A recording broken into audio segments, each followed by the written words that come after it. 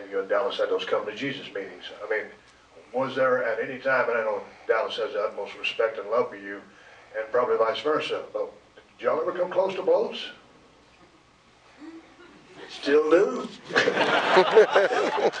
You know, Dallas is a very loving human being, but he believes in everything that he does. If he believes in something, he'll fight for it. You know, I got to give that for him. You know, it's so amazing to me, for me to think back. And yeah, I did spend a lot of time with him back trying to teach him how to wrestle, you know, and trying to teach him the ins and outs. But I didn't so much do that for Dallas. I did it for wrestling, because I love wrestling. You know, that's just the way it is. I mean, my duty as a wrestler is to teach others. And, you know, my pleasure is to teach others. But Dallas came back around and took me into his home. Yeah, you realize how amazing that is, man? You're going to invite a drunk junkie into your home with all this camera equipment, all these nice things. You know what drunks and junkies do, don't you? We lie, we steal, we cheat, we do everything wrong. That's just the nature of the beast. But he's such an amazing man to open his doors. And I hope that when you walk out of here, you'll understand a little bit more about addiction and realize that, you know, I've been to a couple of jails and several rehabs, and I never met anybody that said, you know, when I was just a toddler, my dream was to grow up and become a junkie and a drunk. Nobody dreams of that, but it's something that happens. But I want you to also think about, you all know somebody that's struggling in life. It might not be family, but maybe it is. But it's somebody you've written off. It's somebody you're ashamed to be around. Somebody that's stolen from you. Somebody that's broken your friggin' heart. You love them, but yet they just keep doing the damn thing wrong. And you're giving up and you don't want to see them no more, so you don't answer your phone. I want you to leave here tonight thinking about it, man. Because you might save their life if you're just a little bit more stubborn. Dallas is a stubborn son of a bitch. Because he believes. He believes that each and every human being on this planet is a good person. He truly does. He just doesn't see wrong about people. And he loves everybody. So I want y'all to think about him too, man, because it's kind of funny right now. He's about to die because his dick's about to fall off. He's got, kidney stones or something? DDP's got he got that Mexico. He's got a kidney stone the size of the rock at Gibraltar. Yeah, that's what he is. It would be a summons to pass that thing. Hell yeah. He's probably going to put it on a ring or wear it around his neck like an Italian love horn. I don't know.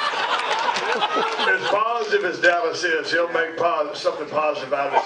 Nobody's ever shit in his bill. How dare you? Bringing Chris Bell right over the end of the line here. Chris, you were a big part of one of the creators, Bigger, Faster, Stronger, a couple of years ago, a badass documentary about steroids, gas, and all that. But you yourself had issues with substance abuse. So, you know, first of all, talk about your involvement with this project, and then also, you know, how this affected you, and watching what Jake went through, being that you went through something very similar. Sure. On YouTube, Steve had put up. I knew Steve for a while after I did Bigger, Stronger, Faster. We had talked about possibly doing some projects together. But I saw that YouTube video of when Dallas and Jake called Scott Hall, and I used to get those calls. I used to have those phone calls all the time with my brother, trying to help him and trying to get him out of his addiction, and it didn't work. You know, he ended up passing away shortly after we did Bigger, Stronger, Faster, about 8 months after that. So when I saw that, I was watching it, and I was having my own struggles at the time. I just started crying when I watched it, and I had called Steve up and I said, you know, whatever you guys are doing, it's great. You need to keep doing it. This is a message that you know, people need to hear. And actually, like a year after that, I think Steve called me and said, we have a rough cut of the film. And ironically, at that time, I was in rehab when he called me. So this film is just like, my job as an executive producer is really to get this film out to the world. And I would ask everybody here, if they like the film, to please tweet about it, post it on Facebook, say that you came and you saw this movie, because we really need to make some noise and get this message out there of hope to people, because addiction is 100% curable. I went through it, Jake went through it, and we know it's curable. So.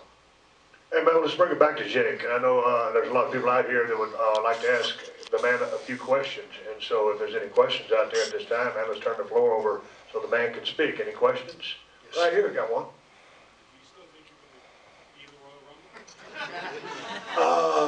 No, I don't, because I've got to have my hip replaced in November 24th, and after that I'm moving to Las Vegas to start a brand new wrestling company, and it's going to be really, really awesome. There's a lot of key people that are being involved, and it's going to be a pleasure because we're going back old school. Hallelujah.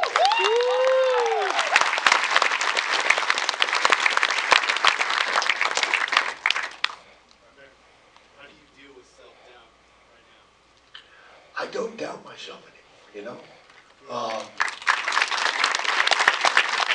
I've forgiven myself. I've forgiven my father. I accept myself for what I am. But when I look in the mirror right now, I like me. I'm a pretty cool cat. And I'm pretty fucking hot, too. I'm single, too, girls. Blind forms to my left. Snake's still living. Back there in the green shirt. It's not so much a question, but really a compliment. My mother went through addiction for 25 years. She's been clean and sober now for 25 years. Awesome. Thank you. And so I grew up watching you in the 80s, and for some reason I was rooting for the bad guy. Not necessarily Hulk Hogan or Macho Man, but the bad guy, the way you always sat in the corner just getting ready for business, it really inspired me. So when I saw you on Beyond the Mat, and then it really... Bullshit. So, I'm actually from Baltimore. I'm in town doing work for business. I was in town during Old School Brawl, getting all emotional. That was the only time I've ever lost my mind watching professional wrestling when you came out at the end. That really means a lot to me, man. Thank you very All much. the way back, I literally lost my mind when you came out. I believe you're doing it